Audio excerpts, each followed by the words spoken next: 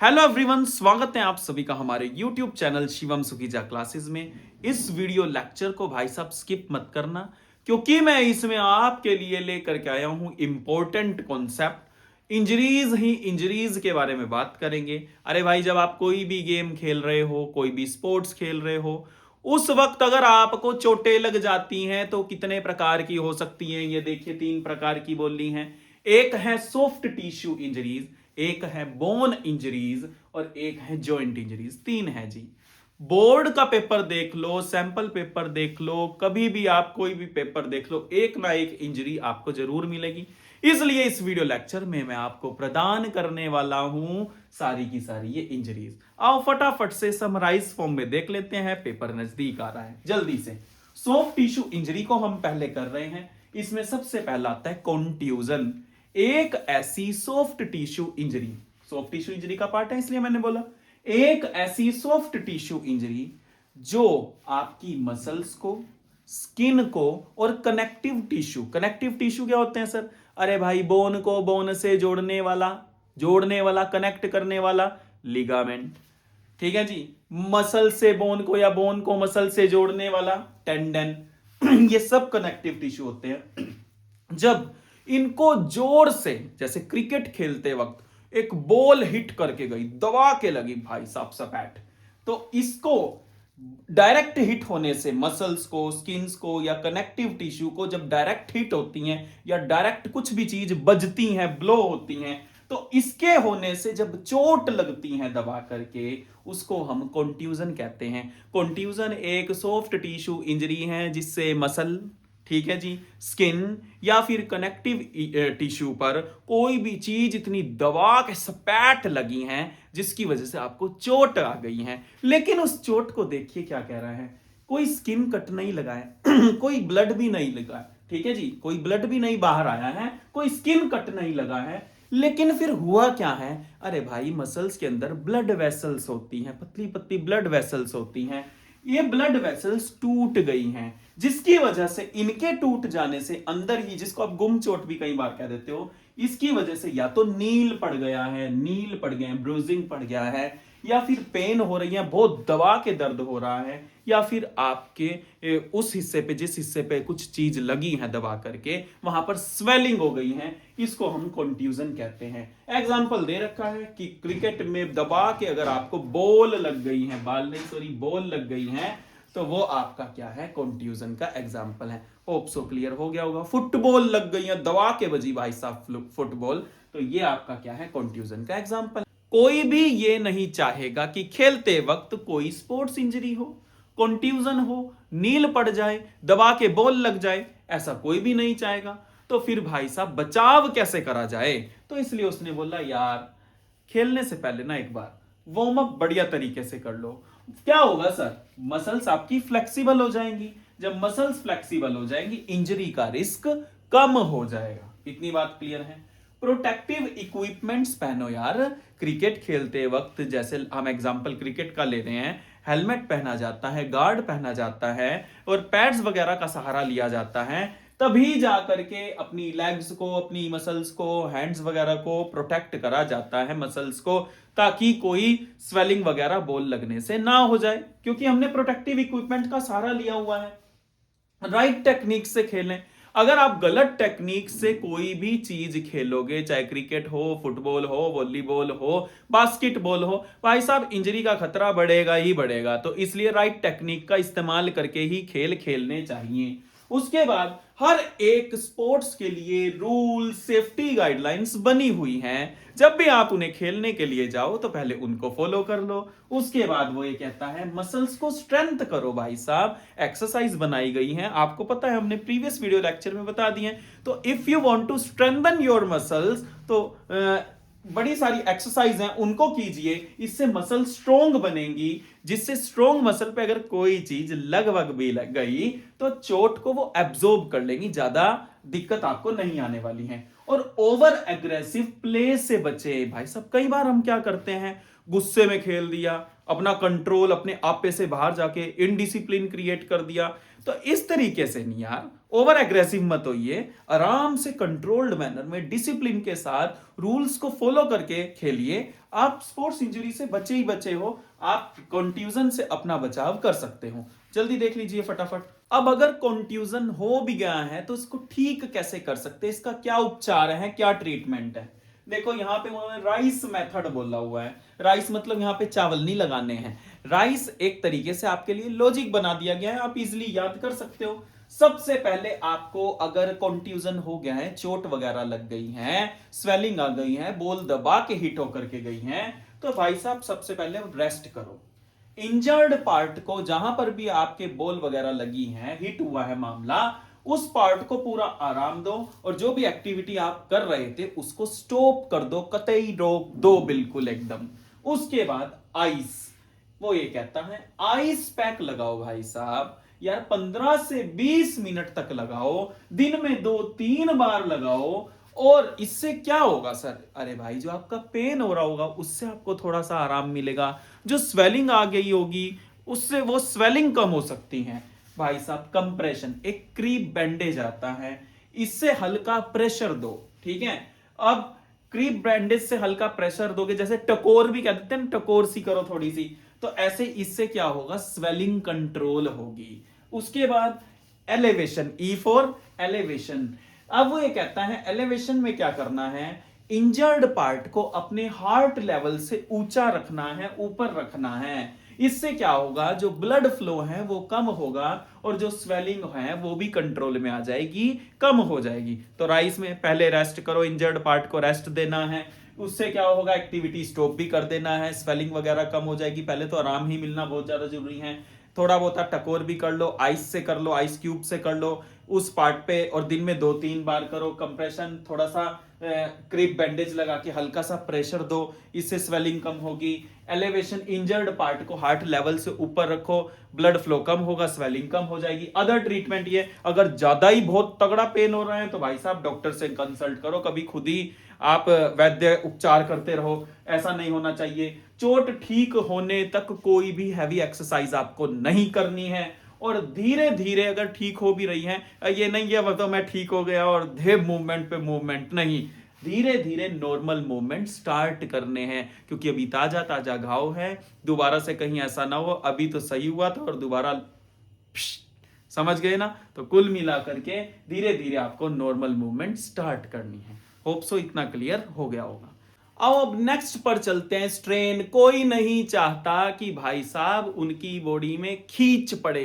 कहते हैं ना हम कभी कभी, जी हमारी बॉडी में आज खींच पड़ गई है, इधर शोल्डर मूव भी नहीं कर पा, तो यही स्ट्रेन है। तो इन्होंने लिख दिया है, जब मसल्स की या टेंडन, टेंडन मतलब मसल को बोन से जोड़ने वाला, टेंडन इंजरी हो जाती है, किस वजह से, ओवर स्ट्रेचिंग कर ली है, ओवर यूज कर लिया है, हैवी वेट उठा लिया है, रॉन्ग पोस्चर में कोई स्पोर्ट एक्टिविटी परफॉर्म कर ली है, तो उससे स्ट्रेन यानी कि बॉडी में खींच पड़ जाती है किसी भी पार्ट में।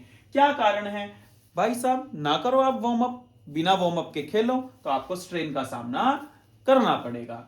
हैवी वेट उठा लेते हो, हैवी वेट उठाने से क्या होगा, बॉडी एकदम बर्दाश्त नहीं कर पाती है, ओवर यूटिलाइजेशन हो जाता है, ओवरलोड हो जाता है, जिसकी वजह से स्ट्रेन पड़ जाता है। उसके बाद वो ये कहता है भाई साहब सडन मूवमेंट, भाई साहब किसी ने पीछे से आवाज मारी, एकदम झटके से देखा, आराम से ही देख लेते यार, तो सडन मूवमेंट से भी बॉडी में खींच पड़ सकती है। उसके बाद रोंग टेक्निक, रोंग पोस्चर में, रोंग टेक्निक में कोई भी स्पोर्ट एक्टिविटी अगर आप परफॉर्म करोगे तो भाई साहब स्ट्रेन का सामना तो करना ही पड़ेगा। उसके बाद क्या सिम्टम है, मसल्स में पेन होगा, स्वेलिंग आ सकती है, मसल्स वीक पड़ सकती हैं, डिफिकल्टी हो सकती है मूवमेंट करने में क्योंकि खींच पड़ गई है। भाई साहब सर फिर इससे कैसे बचे, क्या प्रिवेंटिव मेजर है, लिखे हुए हैं यार, पहले भी बताया था अब भी बता रहे हैं। वार्म अप तो भाई साहब वो बोल ही रहा है, आपको प्रॉपर वार्म अप करना पड़ेगा, इससे बॉडी का टेम्परेचर हाई हो जाता है, थोड़ा हाई मीन्स टू से मतलब बढ़िया रहता है, बॉडी गर्म हो जाती है। उसके बाद करेक्ट टेक्निक अपनाओ, रोंग पोस्चर मत अपनाओ भाई लोग। रोंग पोस्चर में अगर जाकर के कोई भी गेम, कोई भी स्पोर्ट एक्टिविटी आप परफॉर्म करोगे तो आपको स्पोर्ट इंजरी का सामना करना पड़ सकता है। ओवर ट्रेनिंग से बचें यार, रेस्ट दे दे के एक ही दिन में बॉडी बिल्डर बनना है क्या आपको? कोई भी स्पोर्ट एक्टिविटी कर रहे हो उसके लिए ट्रेनिंग कर रहे हो, ओवर ट्रेनिंग पर मत जाओ, रेस्ट दे देकर बॉडी को उसकी आदत पड़ जाएगी फिर। उसके बाद ग्रेजुअल इंक्रीज इन लोड, अगर आप वेट लिफ्टिंग वगैरह करते हैं, बॉडी बिल्डिंग वगैरह करते हैं, जिम वगैरह जाते हैं, एकदम जा करके आपको पूरा का पूरा अपने आप को दिखा दें, देखो जी हमारे साथ ज्यादा लोड वेट कोई नहीं उठाता, नहीं, बढ़ाओ, वेट बढ़ाओ, बढ़िया बात है, लेकिन धीरे धीरे, अगर पहले 5 का उठाया है तो फिर उसके बाद 10 का, एकदम जाते ही नहीं 10 का, उसके बाद स्ट्रेचिंग एक्सरसाइज कीजिए, फ्लेक्सिबिलिटी बढ़ेगी, हेल्दी डाइट रखिए, बढ़िया प्रोटीन, न्यूट्रिशन और विटामिन वगैरह, कैल्शियम वगैरह आपको चाहिए ही चाहिए, हाइड्रेटेड रखिए बॉडी को, बोतल वगैरह साथ रखिए, पानी बीच बीच में पीते रहिए, कमी पूरी होगी, ऑक्सीजन का लेवल कंट्रोल में रहेगा। ये सारी चीज थी आपकी स्ट्रेन से रिलेटेड। होप सो स्ट्रेन क्या है क्लियर हो गया होगा। अब मैं आपको बताने वाला हूं स्प्रेन क्या होता है। स्प्रेन, तो स्प्रेन मतलब मोच आ गई है यार पैर में। तो जब लिगामेंट इंजरी हो जाती है, बोन को बोन से जोड़ने वाला लिगामेंट ही टियर हो गया है, ओवर स्ट्रेच हो गया है, टूट गया है, ब्रेक हो गया है, तो उसकी वजह से जो मोच आती है उसी को हम स्प्रेन कहते हैं या इंजरी आती है।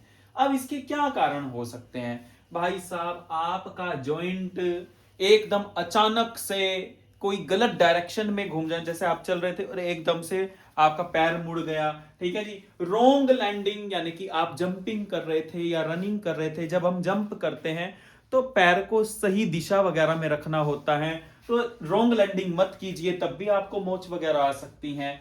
फॉल या स्लिप, यानी कि एकदम से पैर स्लिप हो गया, आप गिर गए, तब भी मोच आ सकती हैं। ऐसी जगह पर खेलना जहां मामला ही लैंड ही उबड़ खाबड़ था, तो ऐसे सरफेस पर भी मत खेलिए जहां पर अनइवन सरफेस हैं। ये सब कारण है, इनकी वजह से मोच यानी कि स्प्रेन का सामना करना पड़ सकता है। क्या सिम्टम देखने को, क्या साइन होंगे भाई साहब इसके? भाई साहब फिर दर्द होगी, मोच आती है तो फिर दर्द तो होती है कि नहीं? आराम थोड़ी ना मिलेगा आपको, पेन होगी, स्वेलिंग होगी, सूजन आ सकती है, जॉइंट मूव करने में डिफिकल्टी हो सकती है भाई साहब, नील वगैरह भी पड़ सकता है, ब्रूजिंग शुड बी देयर। अब कैसे बचा जाए सर? हम चाहते हैं हमको मोच ना आए, तो इसके लिए क्या करना पड़ेगा? इसके लिए उसने बोला भाई साहब प्रॉपर, ये तो यार हमने 3 कर लिया अभी तक और उसमें सब में आ रहा है प्रॉपर वार्म अप वगैरह, तो ये सारे लगभग सेम ही है, अगर ना भी आ रहा हो तो ये भी लिखाना है, कोई दिक्कत की बात नहीं। कभी सोचो नहीं हमको को तो जूका तू रटना है, नहीं, तो प्रॉपर वार्म अप कीजिए यार, राइट टेक्निक अपनाइए। जब आप लैंडिंग कर रहे हो, जंपिंग, लैंडिंग, टर्निंग, तो भाई साहब आपको ध्यान रखना है कि पैर कहीं गलत डायरेक्शन में मुड़ ना जाए। उसके बाद प्रोटेक्टिव इक्विपमेंट का सहारा लेना है, एंकल सपोर्ट, नी गार्ड, ये पहन के रखने हैं, मोच से बचा जा सकता है। उसके बाद अनइवन सरफेस से बचे, ऐसे उबड़ खाबड़ प्लेटफॉर्म पर मत खेलिए, पैर मुड़ जाएगा, चोट लग जाएगी। प्रॉपर फुटवियर, शूज भी बढ़िया वाले पहनिए, बढ़िया ग्रिप वाले पहनिए, सपोर्ट बढ़िया होनी चाहिए। देखा क्या, खेलते खेलते जूता ही हाथ में टूट करके आ गया और फिर कहे पैर मुड़ गया, ऐसा नहीं होना चाहिए। अब सर इसका ट्रीटमेंट क्या है? आपने पिछले वाले का भी ट्रीटमेंट नहीं कराया, मैंने कंट्यूजन का ट्रीटमेंट राइस मेथड ही अपनाना है। रेस्ट दो भाई साहब, आई माने आइस मलो उस पर, उसकी टकोर करो, उससे स्वेलिंग वगैरह कम होती है, पेन वगैरह को रिलीफ मिलेगा। कंप्रेशन यानी कि वो क्रीप बैंडेज था उसका इस्तेमाल करो, और उसके बाद फिर ई माने एलिवेशन, हार्ट लेवल से ऊंचा रखो, तब जाकर के स्वेलिंग वगैरह, पेन वगैरह कंट्रोल में आ जाएगी। लेकिन फिर भी अगर कोई दिक्कत आ रही है, डॉक्टर के पास जाओ, डॉक्टर की एडवाइस से पेन किलर, ऑइंटमेंट वगैरह आप ले सकते हो, अदर ट्रीटमेंट का इस्तेमाल कर लो, कोई दिक्कत की बात नहीं है। ये था आपका स्प्रेन, होप सो क्लियर हुआ होगा, थैंक यू। अब्रेशन करते ही सारा का सारा सॉफ्ट टिश्यू इंजरी वाला लेक्चर आपके लिए तैयार है, बोर्ड के लिए मोस्ट इंपॉर्टेंट है, आ ही जाता है।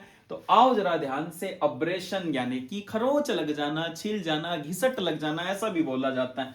जब स्किन की अपर लेयर रगड़ लगने से, गिरने से, बहुत दौड़ रहे थे आप बहुत ज्यादा, तो उससे क्या हुआ, आपने ध्यान ही नहीं दिया, एकदम धड़ाम से गिरे, जिससे घिसट लग गई, छिल गया, पूरा स्किन का मामला खराब हो गया, खरोच लग गई, इस सबको अब्रेशन कहते हैं यार, पता है आपको।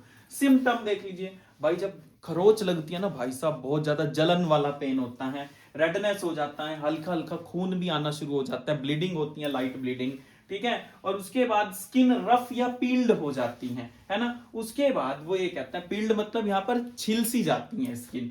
उसके बाद अभी पहले हम प्रिवेंशन देख लेते हैं। प्रिवेंशन, प्रोटेक्टिव क्लोथिंग पहने। अगर आप चाहते हैं ना कि भाई आपको घिसट वगैरह, खरोच वगैरह ये ना हो, इनका सामना ना करना पड़े, तो भाई साहब पहली बात तो फुल स्लीव्स के कपड़े वगैरह पहने, नी पैड्स आते हैं, एल्बो गार्ड्स आते हैं, इनको पहने आप। प्रॉपर फुटवियर पहनिए भाई साहब, ऐसे शूज होने चाहिए आपके पास जो गुड ग्रिप के होने चाहिए, सपोर्टिव होने चाहिए, फिर आप गिरने का खतरा ही कम हो जाएगा। Play safe and controlled, over aggressive मत जाइए, कंट्रोल्ड मैनर में डिसिप्लिन के साथ खेलिए, अच्छी मूवमेंट्स के साथ खेलिए, गिरने का खतरा ही खत्म है यार। प्रॉपर ग्राउंड कंडीशन होनी चाहिए, अनइवन सरफेस पर मत खेलिए, तभी गिरने के चांस बढ़ते हैं। उसके बाद रूल्स फॉलो करके खेलिए, जो भी गेम आप खेलने जा रहे हैं उसके लिए गाइडलाइंस होती हैं, उनको फॉलो करोगे तो कहां आपको इंजरी होने वाली है। अब सर अगर चोट लग भी गई है, खरोच आ भी गई है, इसका क्या ट्रीटमेंट है, देख लो यार। सबसे पहले तो जहां घाव हुआ है उसको वाटर से, क्लीन वाटर से साफ कीजिए या फिर एंटीसेप्टिक सॉल्यूशन इस्तेमाल कीजिए। उसके बाद अप्लाई एंटीसेप्टिक क्रीम इस्तेमाल करनी है आपको, कोई ऑइंटमेंट आपके पास एंटीसेप्टिक पड़ा हो वो लेना है। मैं ब्रांड वगैरह का कोई प्रमोशन तो कर नहीं रहा हूं, लेकिन जस्ट मैं बता रहा हूं, जैसे डेटोल का लोशन आता है ना, वो डेटोल का सोल्यूशन सॉरी, और सेवलोन का भी आता है, तो आप किसी का भी यूज कर सकते हैं जो और आपको पता हो। फिर एक बिटाडीन की शायद क्रीम आती है, वो आप यहां पर इस स्टेप में लिख सकते हो। उसके बाद ड्रेसिंग और बैंडेज, पट्टी कर देनी है अब आपको, ठीक है। और उसके बाद अब आपको रेस्ट देना है, यानी कि दोबारा से उछल कूद करना शुरू कर दो। और अदर पॉइंट्स क्या है, अगर भाई ब्लीडिंग ज्यादा हो तो फिर प्रेशर दो आराम आराम से, इससे ब्लीडिंग कंट्रोल होती है। उसके बाद ये नहीं कि पट्टी एक बार कर दी 4 दिन तक चल रही है जी आपकी पट्टी, नहीं, ड्रेसिंग को रोज बदलें। और अगर फिर भी इन्फेक्शन के साइन आपको दिख रहे हैं, आपको लग रहा है यार चोट तो ठीक होने पर ही नहीं आ रही है, अब आपको डॉक्टर से कंसल्ट करना पड़ेगा। Thank you. इसी के साथ सॉफ्ट टिश्यू इंजरीज का लेक्चर समाप्तम।